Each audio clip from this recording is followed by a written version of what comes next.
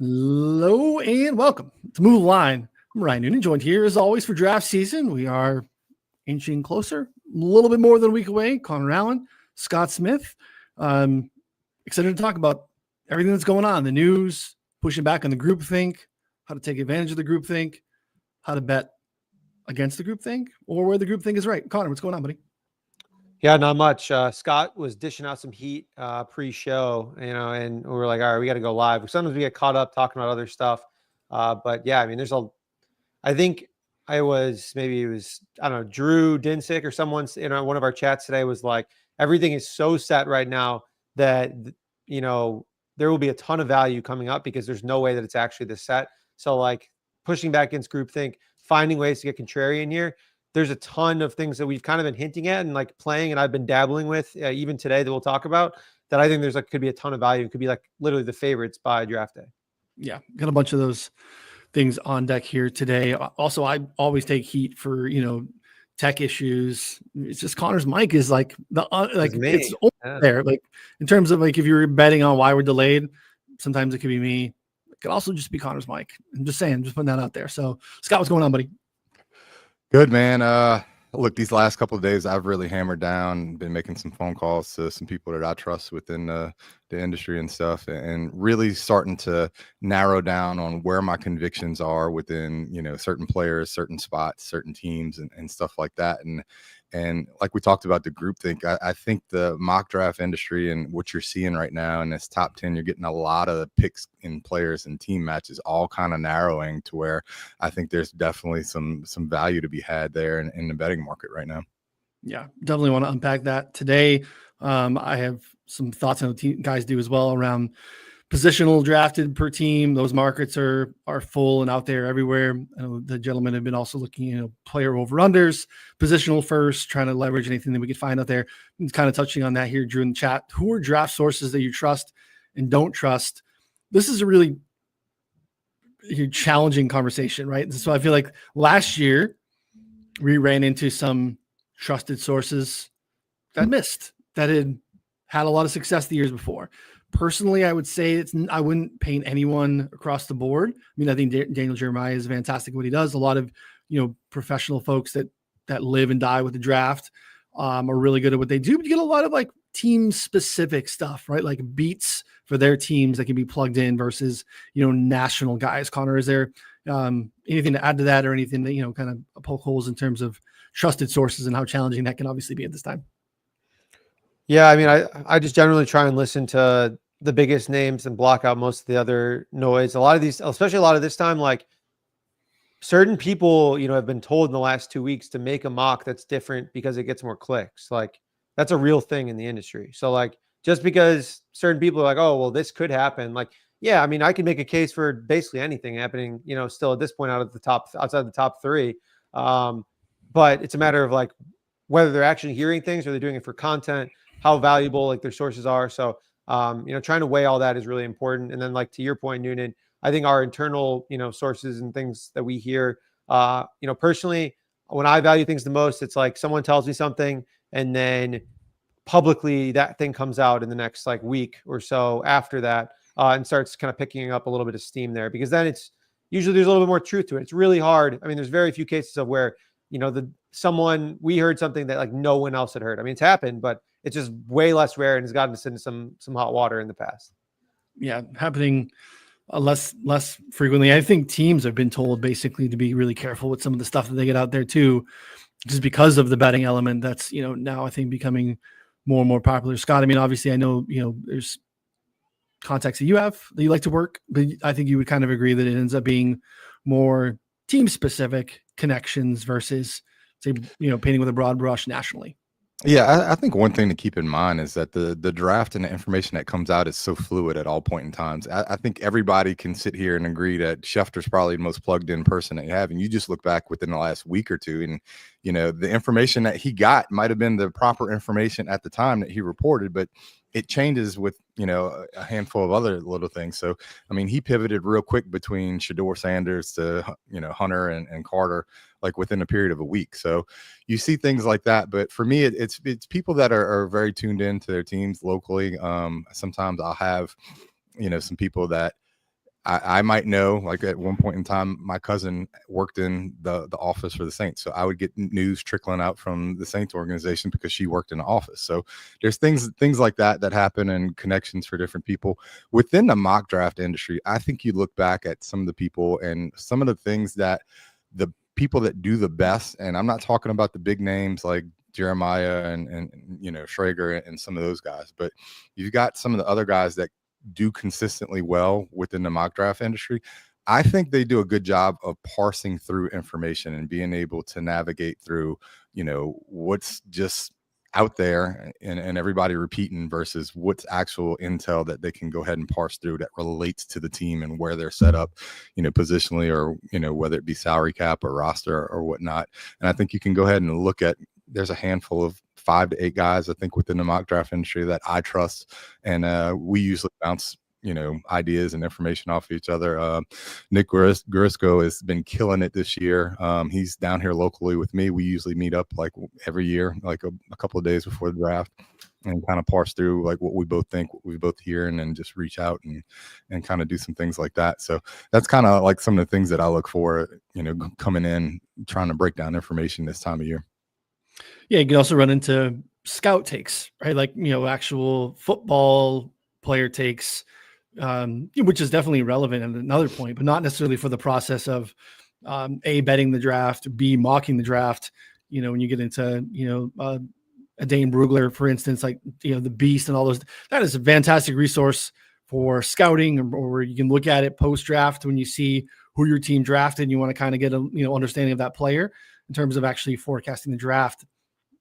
Not necessarily, a resource that I'm running to, right? It's tremendous work, but again, you have to kind of remember the context in which the person is doing the work too. So yeah, the sourcing piece is definitely challenging. And I think probably a continued challenge here as things get a little bit tighter. So, all right, we start every show pretty much feels like Cam Ward's, playing Fortnite, streaming, talking about his favorite running backs are Tony Pollard and Tajay Spears. And he can't wait to throw to,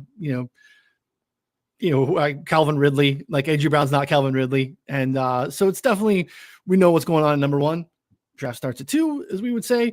And, whether it's 2 or the discussion around Shedeur Sanders, who definitely, I feel like we feel less and less likely is going to, definitely feels like an important piece of the draft. So we can take it anyway. You can talk Shedeur Sanders, Connor, or I'll kick it to you and let me, you can explain to me what you think is kind of the first, influx point here in the first round, and where they kind of, dominoes start to fall. Scott was talking before we went live, like everyone has that group thing in the top 10. One of those dominoes goes out of order. That's what happened to us last year. And all of a sudden it's miss, because there's just a trickle down effect of how things kind of get wonky. Yeah, I think this top 3 here in my mind is pretty set. I know there's been some rumors lately with the Giants taking like a last minute meeting with Shedeur Sanders. I believe that they're interested. I just am not sure that it's at 3rd overall. They also took like 4 other meetings like in the last 2 days with like all the other quarterbacks, fringe quarterbacks.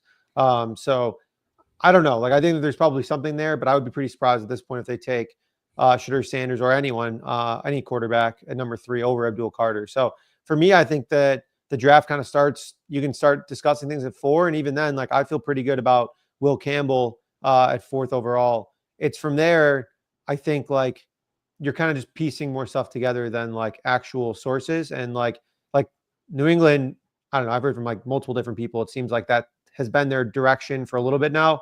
Unless Carter or Hunter fell, like that's the domino that could really move things around. But at this point, like I can't get there based on the current information that we have. So I think 1, 2, 3, 4 for me is kind of locked in, at least will be for next week. And I'm trying to avoid any of the noise of the Shedeur Sanders stuff, because I think that's what it is right now, at least in my opinion. But I'm interested to hear if you guys think otherwise. Yeah, I'm in total agreement as far as that top 4 kind of being locked in. I think Will Campbell is just a little bit safe. I think you can kind of project him. I think they'll start him off and play at left tackle, and if it doesn't, work at left tackle, I think he's going to be a Pro Bowl level guard for the next 10 years. And I think that safety and that floor is what they're kind of looking for, especially when they're trying to develop Drake May. So for me, even with the late stuff that's coming out with the Giants and Shedeur Sanders, I think that this is more of trying to gauge where they value him in the first if they were to trade back in. I just feel like you have two really blue chip athletes and players in Travis Hunter and Abdul Carter, and I don't think you pass that up. I don't think that the Giants are going to be contending for playoffs or even a Super Bowl this year, and so you don't even know if the front office is going to be there next year. I think you look at Hard Knocks, from last year, and I think the Mara was pretty pissed off with the way some of the things went down, especially like Barkley and some of the other stuff. And I think you look at that front office, and they either need to play really good football and look like they're moving in the right direction for the coach and the front office to keep their job. And I don't think taking Shedeur Sanders is going to do that, because then you just wasted a whole bunch of money playing, Jameis Winston and Russell Wilson. And so I don't think those guys preclude them from taking Sanders, but I don't think they take him there at 3. So then with Sanders not going at 3, the next step that we all talk about is kind of 9. And I can tell you from the information that I have down here in New Orleans is that the Saints aren't really interested in him at 9, and that they're more likely to trade back into the first round to take a shot on Jackson Dart than they are to draft Shedeur Sanders at 9. Very interesting. And again, right now, odds wise, New Orleans to draft a quarterback minus 130. So it's standed out since the last time we spoke. Massive opportunity to almost spray the board on Saints to take other positions, because the next basic spots in terms of Saints, it is defensive line edge plus 750 on DraftKings. Corner is 9-1. Offensive line plus 950 on FanDuel. Wide receiver 12-1. I know Connor early was on Ashton Genty at a bigger price, but you can still get running back all the way out at 12-1. And then we're even hearing that as an out for Tyler Warren. If some of the other teams above him or above New Orleans don't take him, that's also 12-1. So there are some opportunities on the Saints, right? If quarterback is not the play that, you can sprinkle across the board and, almost arb it in a way, right? If it's correct, right? It's not, arb is obviously a guaranteed win. There's no guarantee here. But in terms of just the way you could price some stuff out, you could pretty much assure yourself a profit with the way you structured that. But Carter, anyone else to take it? I mean, we're kind of pausing on Jags at 5 in terms of what you guys are saying are assured. Again, probably hasn't been anything from like the jump that more so than Mason Graham fit the Jacksonville is just something that people seem to be locked in on. Yeah, because like James Gladstone said like 6 times is like, we need to, work on the trenches. We need to get this going. Like we need to like focus on the interior, and Mason Graham fits that. You also, Gladstone came from the Rams where they've been involved with other defensive linemen. I literally traded up for Braden Fisk. It just seems like a fit on paper. Now that being said, like that's in my mind, that's all it is. Maybe there's other reporters have info that like is stemming like towards Graham as well. But like, at 5, I have a tough time putting anyone other than Mason Graham. You can make a case for Membu. You can make a case for another offensive lineman. But right now, I think Graham is pretty solid there. But, I mean, if we want to jump to 9, like I played a little bit of Warren. I obviously had Genty. We played him at like 20-1 or something in the Discord a couple of weeks ago. If he doesn't go 6, I think that's live. Now, the question is, like, if it's not Warren and it's not Genty, like, who is it? Because, like, I feel like we're kind of in this range of, like, I don't know, like it's kind of just your whatever flavor the team wants of O-line, D-line, I don't know, corner, like, that I'm just not super excited about a lot of these guys, which is kind of weird. It's not like, oh yeah, if this guy's here for sure is the pick. Whereas I feel like in years past, that's kind of been the case. Scott, any Saints takes here? Because I've been betting Warren, and I feel like that's not a bad look here at 9, considering if it's like no QB. So yeah, I've like actually talked with some people and went through this process of really trying to narrow down what the Saints are going to do. Warren is very much liked. He would kind of be the leader in the clubhouse for me if a few other players were off. One of the things that I think you have to take into consideration is what Carolina is going to do there at 8. And Jalen Walker has probably been the most mocked person to Carolina from the jump here. And you look at some of the press conferences and some of the other things that have gone on. And I think Carolina is in a position where they'd be willing to move down. It wouldn't even surprise me to see if Gentil was on the board, Chicago to jump up one spot in front of New Orleans just to grab Gentil to make sure. So if that were to happen, that would open up a player like Jalen Walker, if he was on the board, to be there for the Saints. And I think Jalen Walker's thought highly enough and would be valued enough by the Saints to where he could be an option if a scenario like that played out. The other two players that I've kind of heard is Kelvin Banks. I think they could go ahead and slot him in at left guard. And then Jihad Campbell has been getting some news here recently as a possible option. I think they like what he could do, being able to play off the edge and being a little bit of a hybrid player for them. The question is just whether or not those medicals are going to check out. He's got a little bit of knee issues from the past that I think they're worried about. You look back at what happened with the right tackle that they drafted, Ramczyk, a few years ago, and how that kind of played out when he had degenerative knee issues. And I think that can maybe scare them off of Jihad Campbell there at 9. But the Saints actually need, aside from top level talent, because they do need that, they actually need more draft picks. So I think they're another team. If they didn't have the exact person that they wanted, I could see them maybe trading back a little bit and getting a player like a Mikael Williams, in that 15, kind of teen range there. That way they could have a little bit more capital to move back into the first round and take a player like Jackson Dart at quarterback. Jackson Dart is getting a lot of steam down here locally. And I think that he's out of range there at 9. I just think that's way too heavy and too heavy of a price for him. But I think the Saints are going to be a team that I heavily suspect tries to move back into the first to get Jackson Dart. So, like I said, I think Warren and Gentil would be kind of the top 2 options. And I don't rule out a player like Jalen Walker if something happens and Carolina trades back or moves out of that spot. Trying to find some spots where teams maybe we'd be trying. I mean, obviously, I think this is a draft that we've all talked about it being flat, where you're going to have a lot of teams wanting to trade back because a talent drop off after the top couple of picks is pretty sizable, and it feels relatively flat for quite a while. And actually, look at the last week, we've had 47 players mocked in the first round in at least 2 mock drafts.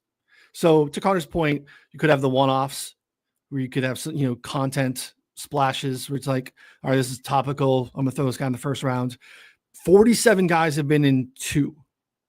It's a lot. It's a lot of guys so we're talking about groupthink at the top, but when you start to get down to the bottom in terms of team needs and guys that have profiled and having late first, early second profiles, 47 is a hell of a lot. That definitely makes it pretty tricky. And why is another reason that I think there are some opportunities, but teams that I was trying to look at to think of, okay, why, or, could they have to, based on their draft needs or what they have available, could they be looking to trade down? Atlanta's a little early at 15, but they have no 3rd, they have no 5th, and they have no 6th. And they have, I think, a decent handful of needs. That's pretty challenging to only have that in the war chest for the day or for the week, I guess. Minnesota, 4 picks in the draft total. No 2nd, 4th, or 7th. The team that has, I think, really good roster, but a handful of needs. They've been they have, guys that they've lost in free agency and some guys that may be expiring contracts, or some different holes to fill for sure. That feels like a need. San Francisco is a team that could maybe look to maneuver. They have 11 picks in the draft. They have 2 3s, 2 4s, 2 5s, and 3 7s. That's a lot of picks. You typically don't have room for that many guys, so they'll probably do some wheeling and dealing. I don't know that they necessarily move up from 11. Bears also have 2 early seconds as well, so sitting at 10 and then 2 early seconds. So Chicago, again, we kind of scoff at it, drafting a running back in the first round, poo-pooed for years. Trading up to take a running back in the first round, definitely problematic for some teams. But man, if they just say, "Hey, this is the guy that we want," and we, have some concerns, they do have some ammo to make it happen, which is, I think, pretty interesting too. So, I was just stunned by looking at, shout out to Vegas Refund, obviously his work and support VR. Go over to his Twitter, find his draft sheets. He compiles all sorts of great, useful data for you there. As you know, if you hung out with us last year, but yeah, he's got 47 guys tracked that have been mocked twice in the first round. Just a lot, which I think is pretty interesting. So I think that was a good point too about, so like Scott talked about like teams willing to move down, and you brought up like, well, who would consider moving up? I'm just not sure that those necessarily like align. Like I feel like there's a lot of teams in that like post 6 range that are like, oh, I would move down, right? Because they probably view guys in similar category. 1,000%. Like who's moving up and like for who? Like I'm sure it's possible, and those are questions that we couldn't possibly know the answer for to some extent. But like, there's no like blue chip wideouts. I mean, I know that's controversial, but by most accounts, there's no blue chip wideouts. I mean, you're not likely not trading up that far for a running back. Like maybe a tight end. I mean, Yeah, but here's the honest yeah. piece of it, right? We all, especially quarterback, everyone sucks at evaluating quarterbacks. Totally. Prospects in general, for the most part, it's a crapshoot. So if you've gone ahead and gone through the process internally and your team has identified a teardrop that the public doesn't see based off of public scouting, film watching, mock drafts, just cumulative information. But if someone internally feels that there's a clear difference between Will Johnson, Jahad Barron, and the rest of the corners, or they see a real clear teardrop with the edge rushers, and you're like, we think that this guy, we think Donovan Azubuike is the dude, and we want to make sure we solidify that is going to happen. Right? We're not privy to that from here. There's nothing that would tell us that now, but like, hey, I think that, Calvin Banks, I can't stomach having the next, offensive tackle. I think the rest of them are guards, right? So those things are going to happen that we aren't going to be privy to, that there will be teams that want to trade, right? And Solak was talking about that today in the chat that we're in. Like, there's been a lot of trades in the last couple of drafts, right? Like, I think at least like 6, 7, 8 trades in the last handful of years. So it's always tricky. And I feel like, this is the part of the year where we get really close. We think we know stuff, and then just so much shifts in the week leading up to it, right? I mean, like this time last year, there was no discussion about JJ McCarthy going inside the top 3. And then we got lots of different sources talking about like JJ could be the pick at 2, like leading up to last year, which, didn't line up with what we thought ahead of times and then didn't end up happening. Right. So like, there's just a lot that's going to happen between, now and next Thursday. So, I agree with your general premise, Connor, from where we're at now, but you just kind of never know. I think that when you look at this draft, you have so many players that either have production but have off the field issues, especially within some of the defensive end and edge rushers. But then you have other players like Jihad Campbell, a little bit of the injury stuff. You've got Colston Loveland, who hasn't worked out and been dealing with some of that. And so you've got a lot of question marks as far as like where you're going to trade up, like we just talked about. I think when it comes to Shedeur Sanders in particular, I think teams aren't going to have him within that top 10, but I think Atlanta is the spot that we kind of hit on. I think Atlanta's team needs and the lack of draft capital is a spot that would allow them to move down. And that's the spot that I think teams start to kind of look at Shedeur Sanders, is that around that 15 range to move up and possibly, make a couple of moves ahead of Pittsburgh and there. So that's kind of the range that I think you start looking at a team to make a play. And Shedeur Sanders is kind of the one player that comes to mind that makes the most sense that somebody might move up for.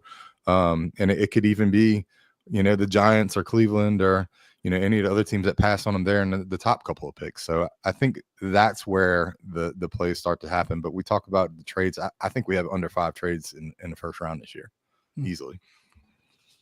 Yeah, over under. I think we're looking at 3.5 right now, plus money on the over. So yeah, they're saying like basically 2 to 3 trades, which would be, tied for the lowest in the last couple of years for sure. I think we still should hit on like kind of that back. I know we touched on the Saints, we touched on a little bit of the Bears. I think there's some interesting stuff with like the Raiders and the Jets here. Like some of my favorite, long shots are actually pertaining to that like 6 through 9 range. And one would be on the Raiders. I know Ashton Genty's popular mock draft pick there. I would say he's probably the most likely outcome. Literally as we're on screen or on stream here, we have Albert Breer tweeting out a clip from John Spytek, basically talking about how premium positions break ties because they're harder to like fill later on. And you have historically Spytek focusing on generally premium positions in his drafts.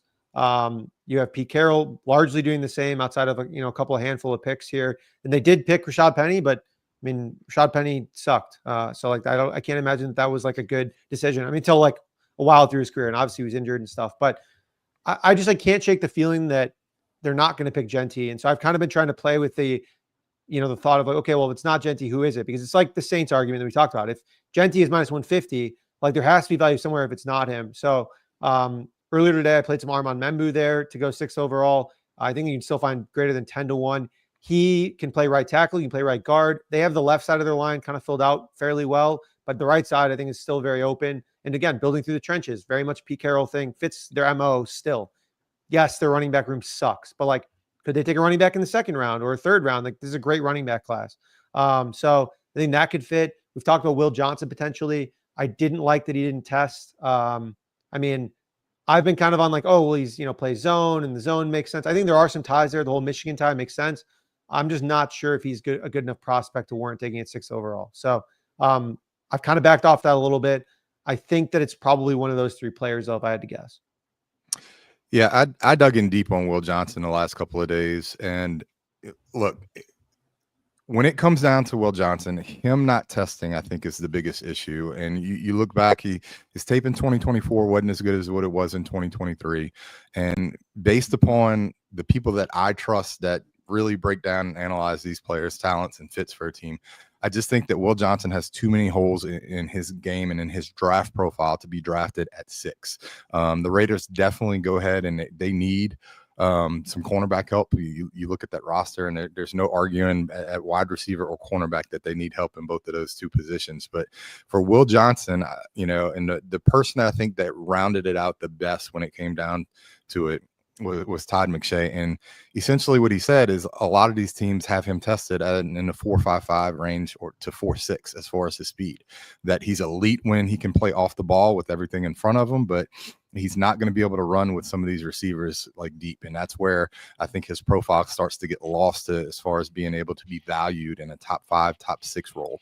I just think some of the other players that are there, and if it's not Genty, I think the pivot ends up being at offensive line with Membu is the player that I would kind of look there, and maybe an outside shot at Jalen Walker with, the hype that he's gotten with his character, and just turn on the tape and you can see, the versatility he has in making plays. So those would kind of be the 3 players that I would round out for the Raiders, would be Genty, Membu, and then maybe a pivot to Jalen Walker. Noonan, Walker would be the Walker thing would be wild to me. It would be, that's what I was going to ask. Not about the player, just the team. Like you look at that, like they have Christian Wilkinson, they have Adam Butler in the middle, and then they brought back Malcolm Kuntz, who had a really good 2023, got hurt in camp. They obviously drafted Tyree Wilson a couple of years ago, and they have Max Crosby. So maybe Max is going to retire to just be the the GM at Central Michigan when they need to backload a defensive end. But like it's the only good part of the team. Right, they have a good quarterback now, a league average quarterback, but like the Raiders taking one of these edge rushers would be. I'm not saying it's wrong or that Jalen Walker shouldn't be in consideration, but it would be very much a Raiders like thing. It would be like, what the hell? Yeah, it's like because like they don't need him on the line, right? So like he would basically just be like an off-ball linebacker, right? Essentially, isn't that like which is? I mean, if you draft an off-ball, that's like that's like don't take running back back 6, right? Yeah, 1,000%. Like. So again, like, I don't know. I mean, what are the odds of that even right now? Like we're looking at, let's see, 6th overall. Like, so the 6th overall, this is like exactly why I wanted to bring this up, because we're looking at the current odds of this, which by the way, Unabated is an awesome draft board that I've been using a bunch. Unabated and Gambly. So Jalen Walker is the second favorite. That's plus 650. Will Johnson plus 750 MGM. Membu's still 15-1 MGM, 10-1 DraftKings.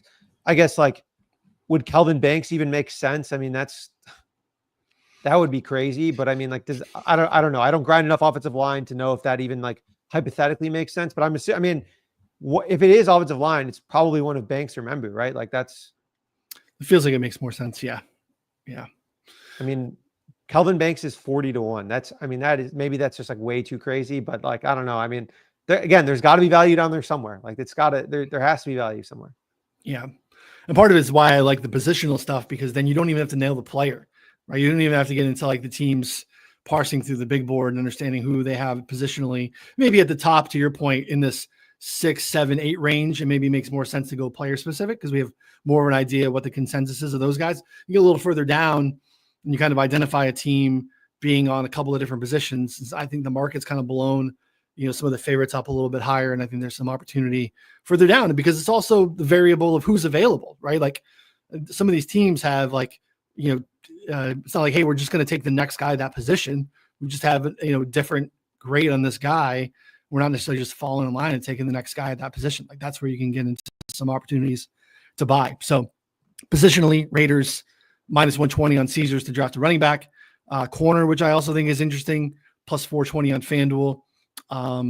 If again, back to the Tet rumor, 12-1 for the Raiders to draft a wide receiver. I'm just throwing out there for you guys to poo-poo Tet. Or it could be Golden for all you Golden fans out there. If you like just track dudes either. No, it's not. But again, we keep touching on that. I took a screenshot of that depth chart yesterday, sent it to you guys, and it is, it's laughable. It's not NFL caliber whatsoever. Their team sucks everywhere. So not everywhere. They actually that's why Jalen Walker would be a crazy pick, because they actually have a decent front seven in some capacity. So they need corner help, they need wide receiver help, they need running back help, some offensive line help. Yeah. So I don't know. I think this is still a time where we can push back in some of the chalk. And I think the Raiders, the Saints. Let's touch on the Jets. You wanted to touch on the Jets. The Jets offense to draft an offensive lineman, and you can get into some player specific stuff. An offensive line in the last week has been 73% of the mocks that VR has tracked. -125 on DraftKings for the Jets to take an offensive lineman. It's basically been Membu more times than not. In your scenario, maybe there's a chance he's off the board and they pivot. We also have seen some tight ends, some Tyler Warren there. That's +330 on FanDuel. Should we lay in 125? Should that be higher considering the mock rate? Or is there another pivot there for you, Connor, on the Jets? Yeah, I just haven't heard, there's a lot of I don't know, I guess dot connecting with Warren. I haven't personally heard anything about that. So him being the second favorite, I just don't know about that. And Mason Graham, we're all expecting to go fifth. So now we're down the board. We're in kind of the range of Shedeur Sanders. They're not going to pick him seventh. They made that pretty clear with the whole Josina Anderson. A team in the top 7 came away shaken with, it's the infamous top 7. I wonder who she could be referring to, that she made it not top 10, just top 7. Will Campbell's going to probably be gone. So now you're looking, you're already pretty far down the board at this point in terms of the 20-1s. So I think Banks at 10-1 is an interesting play. I think, or just O-line straight up is okay. But if Mason Graham falls there, I think he could be very well be the pick. Or you can even go further down the board. Again, I think that this is a range of there's a lot of groupthink on O-line. I think it makes a ton of sense, but I'm just not sure that Warren makes much sense. And the way the board's falling, there could be someone else there as a long shot. I'm just not sure who could be yet.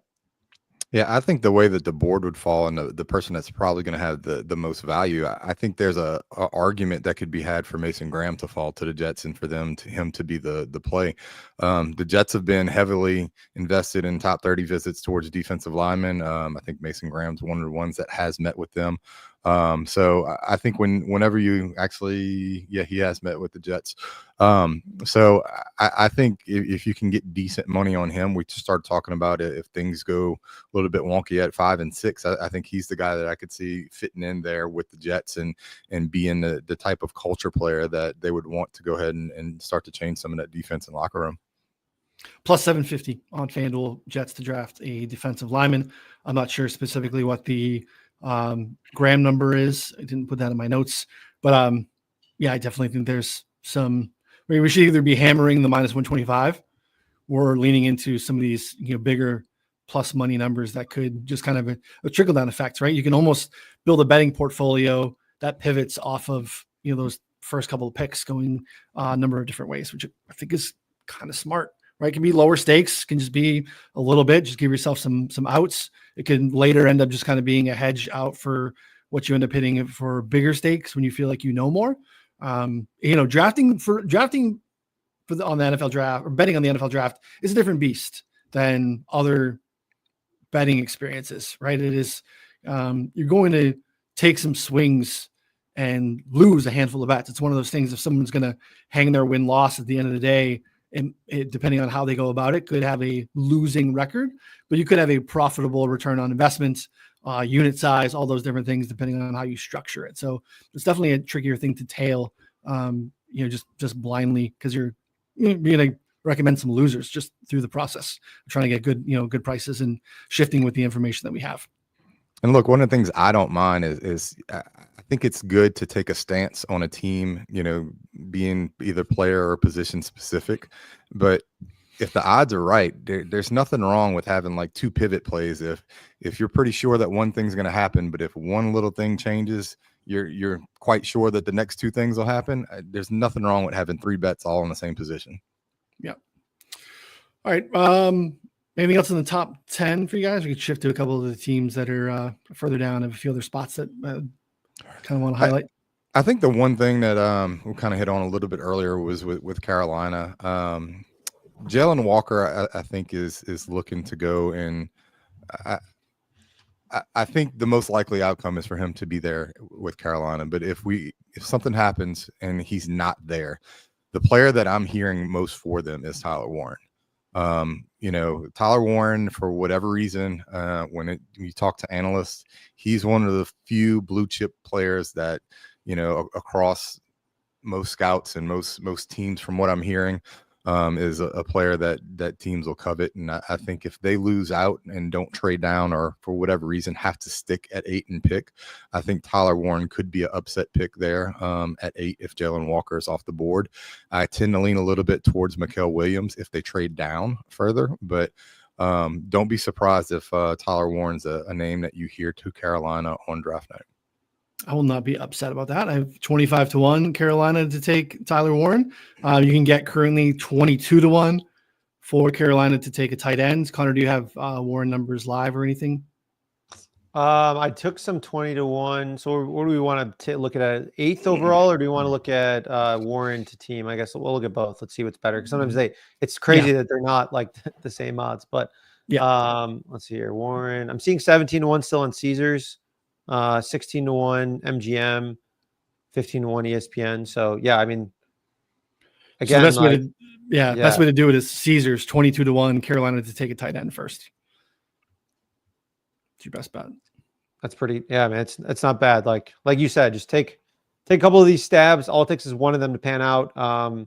And just because one thing loses doesn't mean that the others are dead either. Like it's these. If you knew about Michael Penix the day of, I mean, you're talking about like you'd be buying a boat right now, or like right after. So, and that was like 100-1 day before, 50-1 day of.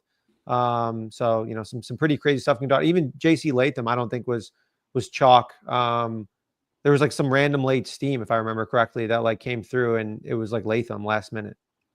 Yeah, he kind of reminds me of Banks, honestly. That's what like kind of reminds me of, is like Kelvin Banks, like kind of been steaming up the board, and then like he'll probably go like early teen, something like that, maybe 11 to 13 range. Then he just goes like 6th overall or 7th overall or something like that. I got another one that I think is interesting, just on that topic, to spiral here. You pretty much, if you kind of were poking ahead, and I'm sure you guys were as well, right? It's the NFL season. We know so many things are going to change between, say September and when we get here to April. But a lot of publications, Josh Simons is being a top 10 pick.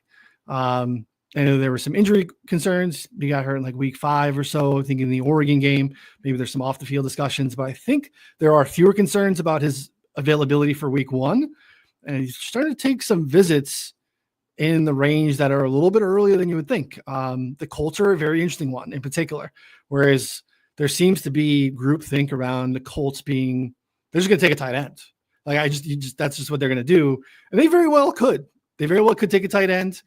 We could bet that. What's the current tight end number? Plus 120 on Caesars. If it was so assured, I feel like it should be minus something, but it's not. You can take an offensive lineman plus 320. I don't know. They have Simons in for a visit. That could be a 2nd round pick. That doesn't seem like a guy that's trending to be available when the Colts are on the clock in the 2nd round. But he's starting to take some visits in that like teen range, which is pretty interesting to me. But again, this is just another spot where it's like, all right, where are the spots that everyone's jamming home the same position, same couple of guys, and how can we find some leverage against that? Because it just feels like, is that really what's keeping the Colts down? Is the fact that they don't have a better tight end than Mo Alley Cox? Like, It's not the problem, right? Like obviously they have quarterback issues. There's some other issues there as well, but definitely feels like a team that could address the interior of their offensive line or take some on the defensive side as well. I don't know. What are your thoughts, Connor? Yeah, no, I mean, I totally agree. It's like I've been mocking them, Colston Loveland, but I mean, it feels pretty fishy. I'm not going to lie. Like, I think chalk anytime basically after like the top 3 or 5, like it's generally just not something that I want to buy into too much unless like, yeah, unless like everything's matching up or it's the Pittsburgh Steelers who like have, been in the 20s and like we know their pick like every single year without even like actually knowing anyone. Like it was just the mock, consensus was actually who they picked. I don't know. Scott, you got any Colts takes? Which I know that this is like Colts and Cowboys, I think in this range are both 2 of the most interesting teams.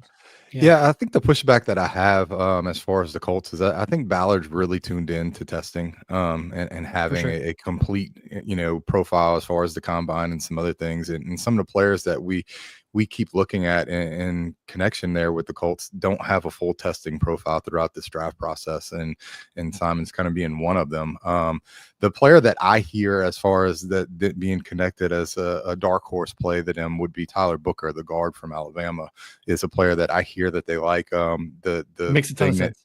Yeah, the thing that I keep hearing, you'll see Tyler Warren and Colston Loveland being there, but Loveland's another one who's going to have an incomplete draft profile as far as like some of the testing and stuff as well.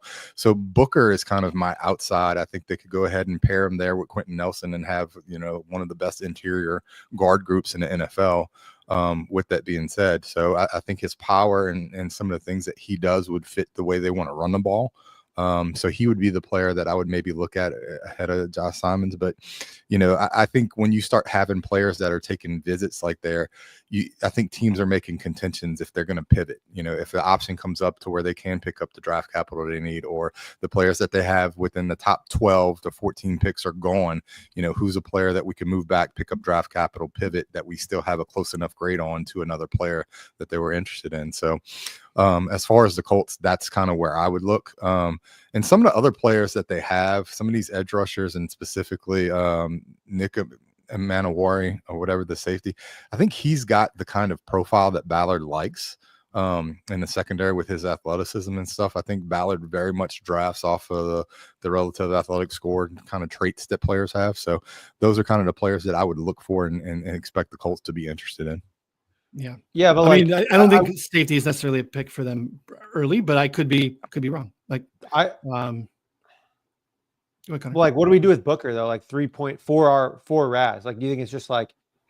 I just think when it comes to Booker, I think it's his fit. I think it's his profile as far as like being a high floor player that with the power and the way that he blocks, and the way some teams are valuing him.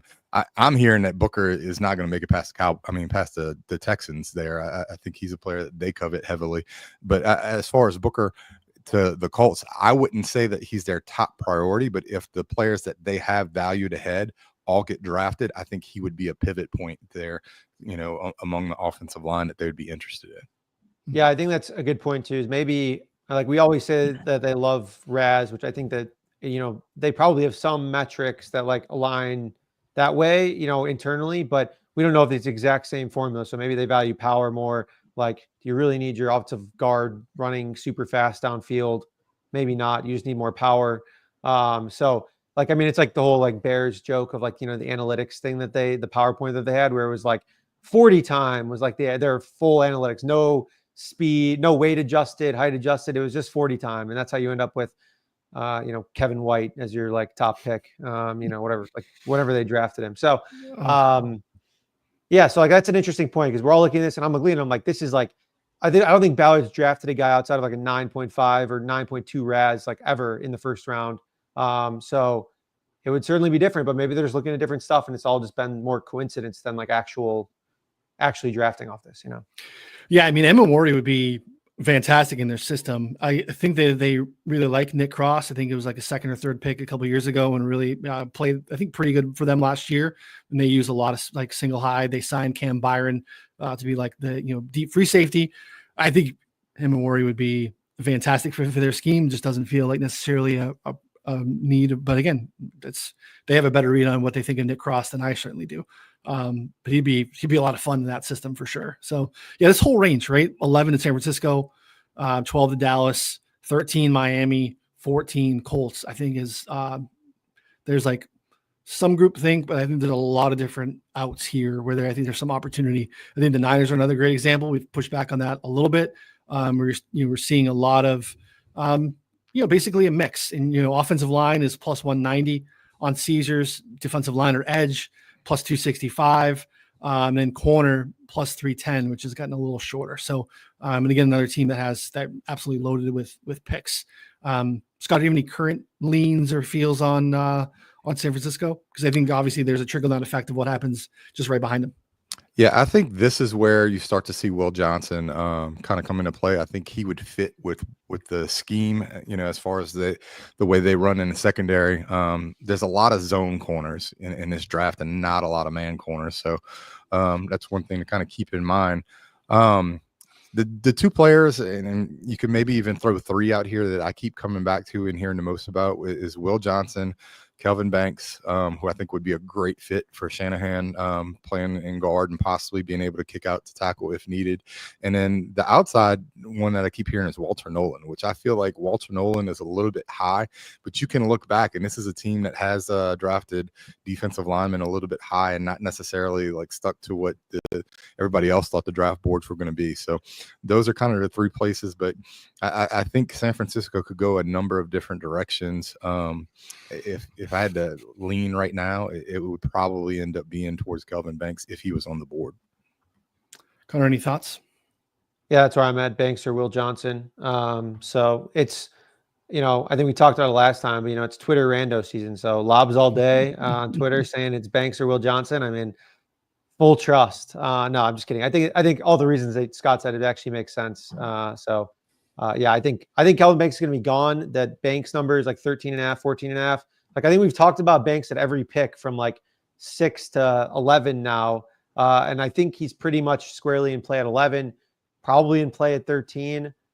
But like, it just feels like he's not, like, I just don't know any of the teams where I'm like, oh, this is their number one option. You know what I mean? Like, it always feels like it could be this guy or it could be Kelvin Banks, and we've said that like 6 times, but like, is that going to hit his under? You know what I mean? Like, or I can just play him like 10 to 1 to go 7. And, I don't know, maybe that's just a philosophical thing, but I don't know. I keep talking myself more into like the 13.5 under, because also he opened at 24.5 and then it was 18.5, but it was like minus 150 at every move down. So I'm like, oh, is that really a good bet? And I've been saying that. Now I'm at 13.5. Now I'm ready to bite. So some fish I am, but I think it still could be a good play. Still could be a good play. I mean, this goes back to, again, we can use it and see the range using, VR sheet. These guys are all going all over the place. Like Kelvin Banks last week, anywhere between 11 and 31. Like every single one of these guys, when you get to outside the top tier, like the range and where they're being projected is just all over the place. So it's really, really hard to kind of just pinpoint.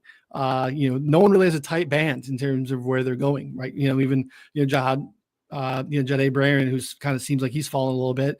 Seemed like he was a discussion with Will Johnson to be corner one. That seems to be a little clearer now. It feels like it's more Will Johnson. There's more Will Johnson teams. Like, Barron's now 11 to 27. Like, that's just really, it makes it really hard to kind of find these spots.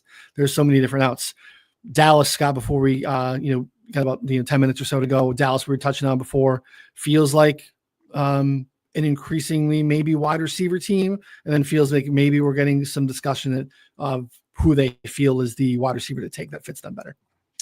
Yeah, so I reached out in the last 2 days to 4 or 5 people, a couple of which are in the Dallas area connected as far as the media, and they were all 5 in contention, like I'm in agreement that they had Matthew Golden over Tet.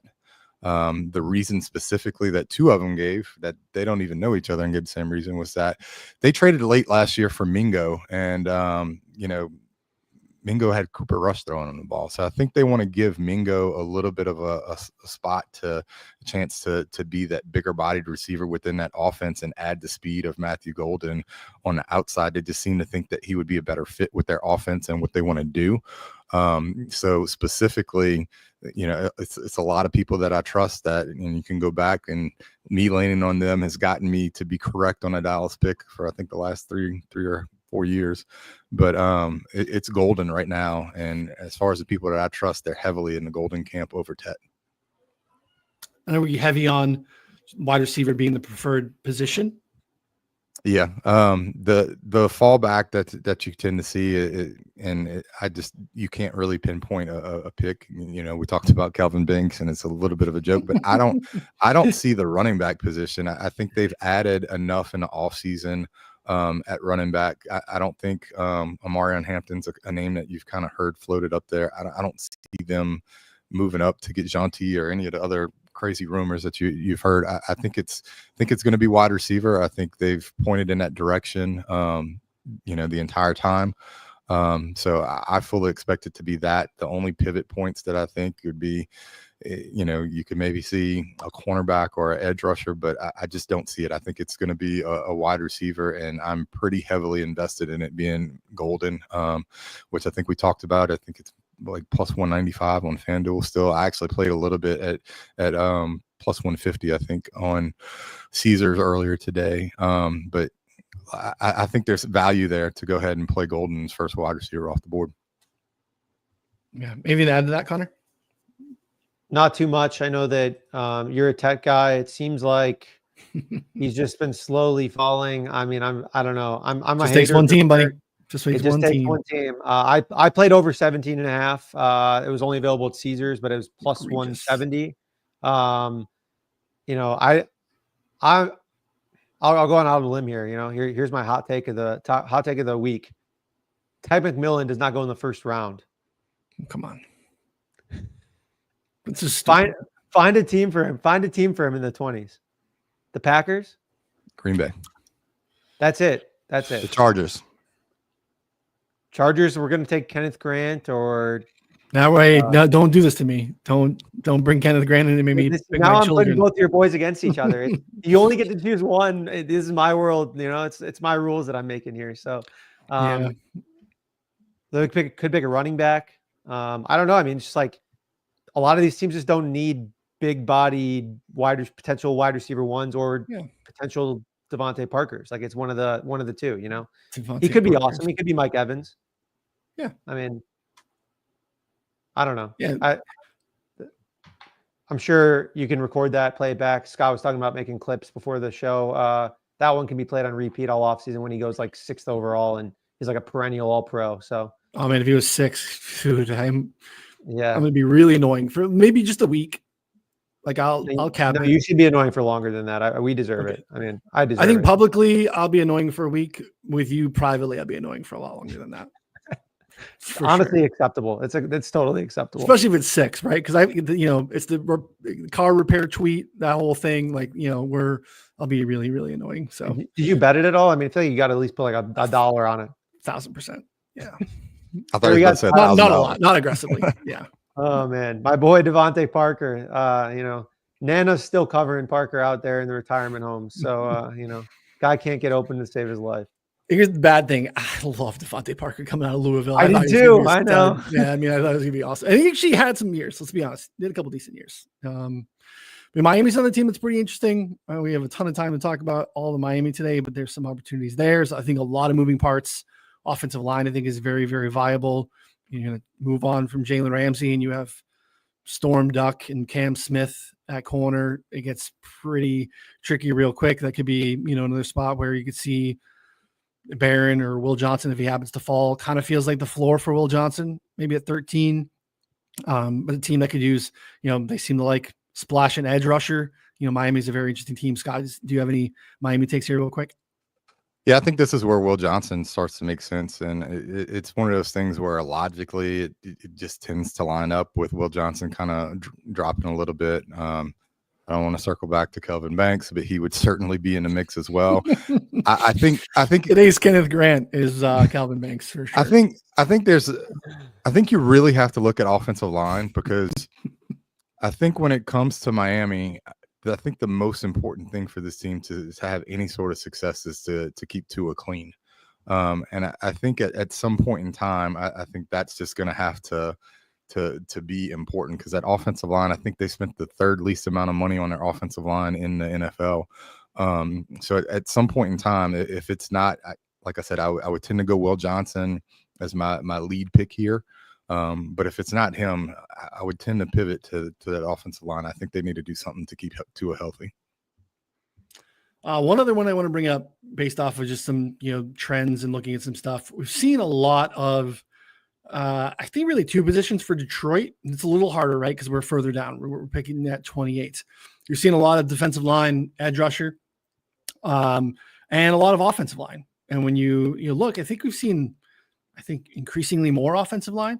Right now, edge rusher, defensive line, minus 180 to be the pick. Offensive line, plus 220 for Detroit. Kevin Zeitler went to Tennessee. They have not a lot of holes, but if they can plug in a guard, and there's some guards available, it could be some guards that are kind of in that range. Plus 220 for a team that feels like they're being mocked 50-50. Maybe we get some information, but that feels mispriced. Again, if you're looking to just kind of sprinkle, play against what seems to be the consensus, plus 220, Detroit to take an offensive lineman feels like a bet worth making. So, Connor, anything to add to that or anything before we wrap? Honestly, I think we covered most of the stuff. I've done, most of the work at the top here. I think that like the later picks, I'll kind of like looking to start taking long shots, like you were saying there with that's not even a long shot, but I think it's a good look. As you get down the board, like no one knows. The Rams could pick a quarterback. They could pick, a corner. Like we just have no idea who they're going to pick. So I think leaning some of the long shots that makes sense can be fruitful if you hit a couple. Yeah, 8-1 for the Rams to take a quarterback. Could be a nice Shedeur Sanders spot, to be honest. Get in the dome, get with McVay. Maybe Stafford just wants to play for 1 year. But then McVay's going from a absolute, rocket of an arm back to noodle arm. Shedeur Sanders, like just reminiscing of Jared Goff there. I don't think he's a noodle arm, but I think he's, he does have more. There's definitely more Jared Goff than Matthew Stafford. I'll give you that for sure. I think that's probably fair. So, yeah, the other one's Houston. Everyone and their brother. It's like 87% offensive line, minus 225. So if that's correct, it should be way higher than minus 225.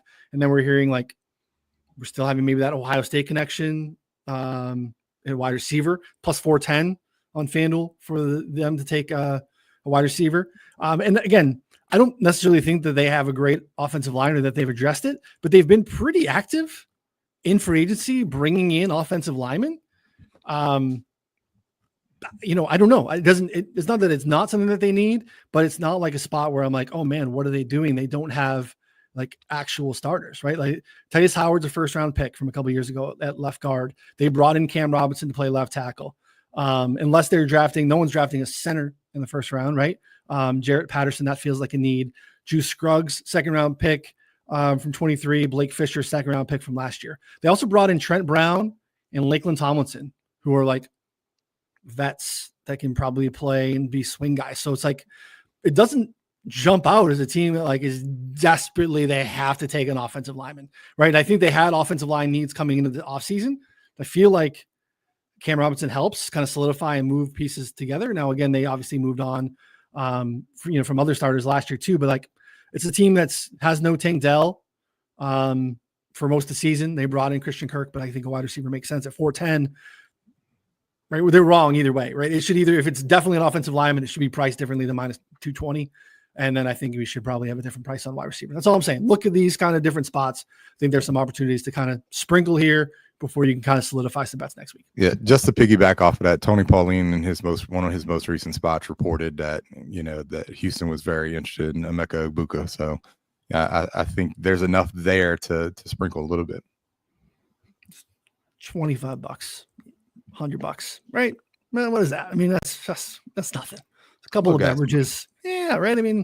All of a sudden you got a winner in the bag and you can use it for someone else. So, all right. Appreciate everyone hanging out with us. 4 for 4 bets on the YouTube channel, Move the Line, where we listen to podcasts. We are 8 days out. We'll probably do a couple of shows next week. So make sure you take advantage and subscribe. Head over to the website, 4for4.com. You can read lots of mock drafts. Connor has one recent one. Scott does. We'll all have new ones, final ones here in the next week or so. So definitely check it out. Appreciate everyone hanging out. Subscribe, thumbs up before we take off. For Connor, Scott, I'm Ryan. We'll see you all next time. Thanks, everybody.